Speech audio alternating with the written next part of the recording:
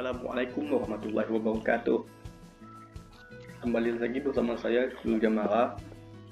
Di pertemuan kali ini saya akan mempresentasikan ruaya pada ikan di biologi perikanan. Apa itu ruaya? Ruaya adalah perpindahan ikan dari satu tempat ke tempat lain untuk hidup, tumbuh, berkembang biak, dan mencari makan. Ruaya merupakan bagian penting dari daur hidup ikan. Nah, tujuan ruaya adalah untuk memigrasi dan berkembang biak, itu ruaya pemijahan. Lalu ruaya mencari makan, yaitu ikan memigrasi untuk mencari sumber makanan baru. Lalu ada ruaya yang menghindari dari lingkungan yang kurang baik, seperti ikan memigrasi untuk menghindari kelangkaan makanan atau perairan yang tidak nyaman. Contoh ruaya ikan salmon seperti pada gambar. Ikan salmon kembali ke perairan tawar untuk berkembang biak. Terus ada belut Amerika dan Eropa yang melakukan migrasi terpanjang. Belut melakukan migrasi untuk mencari genangan air, di mana pada saat itu berarti sedang musim kering. Dampak ruaya ikan. Ruaya memerlukan banyak energi. Nah, terkadang setelah melakukan ruaya, indukan ikan tidak memiliki energi yang cukup untuk berenang kembali ke laut, sehingga mereka mengalami lemas ataupun dibangsa ikan predator yang lain. Terus tidak jarang setelah melakukan ruaya, indukan ikan akan mati lemas. Pentingnya studi ruaya yaitu mengenai ruaya ikan merupakan hal yang fundamental untuk dunia perikanan. Dengan mengetahui lingkaran ruaya ikan, kita dapat menentukan habitat dengan kondisi yang sesuai bagi keberlangsungan suatu tahapan kehidupan ikan. Nah, tentu dan juga studi ini bisa membantu nelayan untuk kapan waktu yang tepat untuk menangkap suatu jenis spesies ikan, sehingga keberlangsungan hidup untuk terus berkembang biak mencari makan akan terus berlangsung, sehingga ikan tidak terputus.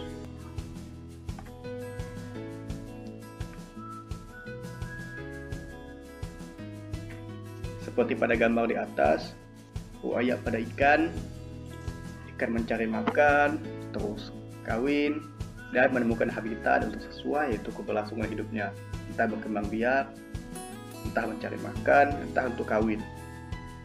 Ada juga ruaya yang berpindah untuk berkembang biak, berpindah untuk mencari makan, dan berpindah untuk kawin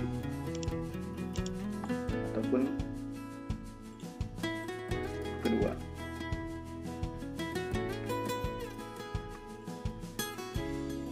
Nah, jenis-jenis ruaya itu ada katadromos, yaitu ruaya ikan dari perairan tawar ke perairan laut. Contohnya ikan salmon, ikan yang sebagian besar maksudnya ikan sidat, sebagian besar hidupnya di air tawar tapi bermigrasi ke laut untuk berkembang biak. Nah, terus ada anadromos, yaitu ruaya ikan dari perairan laut ke perairan tawar. Nah, itu tadi contohnya ikan salmon, ikan yang sebagian besar hidupnya di laut tetapi kembali ke perairan tawar untuk pemijahan, bertelur.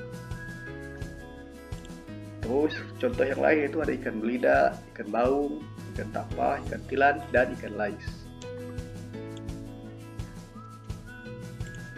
Ikan yang beruaya harus memiliki kemampuan untuk beradaptasi terhadap perubahan nilai salinitas di suatu perairan.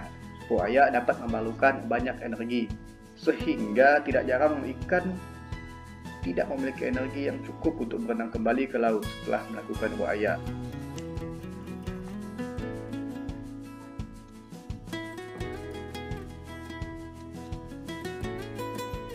Ruaya ke daerah pembesaran dan migrasi.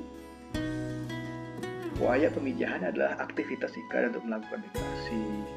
Nah, ruaya ke daerah pembesaran adalah aktivitas bagian dari daur hidupnya. Ruaya ikan dapat dibedakan menjadi beberapa jenis, di antaranya ruaya pemijahan, ruaya mencari makan, dan ruaya dari lingkungan yang kurang baik.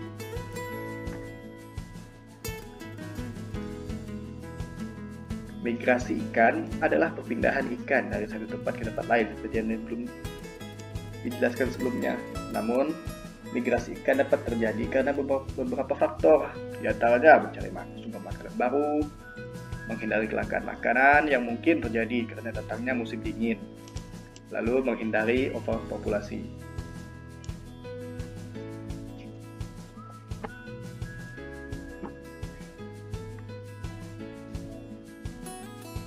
Nah, alasan ikan berbuaya adalah karena situasi cuaca yang tidak memungkinkannya untuk hidup di perairan tersebut. Contoh, sedang musim hujan. Loh, kenapa sedang musim hujan mereka pindah? Nah, mungkin karena rendahnya pH atau suhu yang tidak normal bagi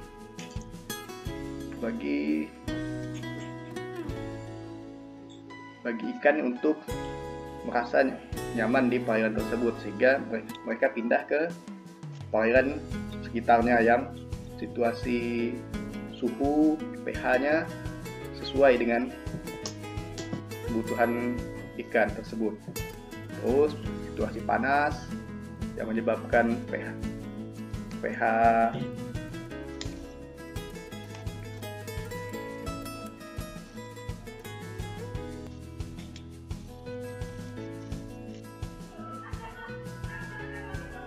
Lalu faktor-faktor yang mempengaruhi migrasi ikan yaitu suhu, salinitas, kematangan gonad, aktivitas renang, dan intensitas cahaya.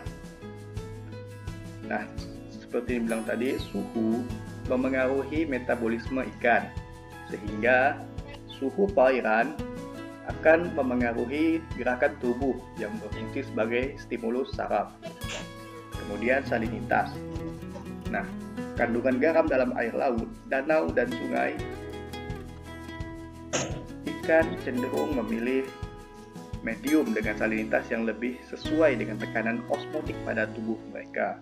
Diketahui perubahan salinitas akan memicu ikan untuk melakukan migrasi ke tempat dengan kadar salinitas yang sesuai dengan tekanan di tubuhnya. Kemudian kematangan gonad.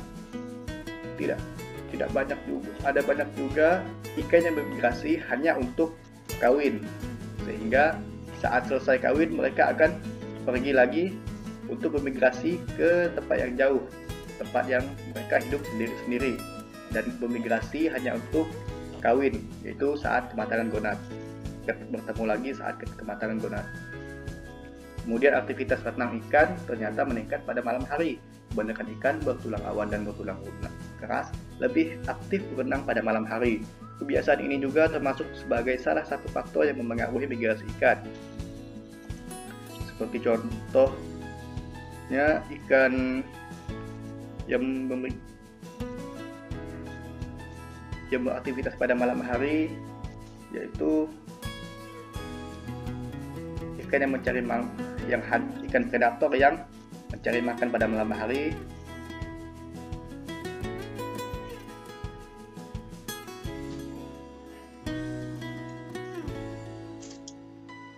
Intensitas cahaya juga sangat mempengaruhi pola penyebaran ikan, jenis ikan, hingga suhu dan tingkat kekeruhan perairan. Ikan memiliki kecenderungan membantu kelompok kecil pada siang hari dan menyebar pada malam hari. Nah, sekarang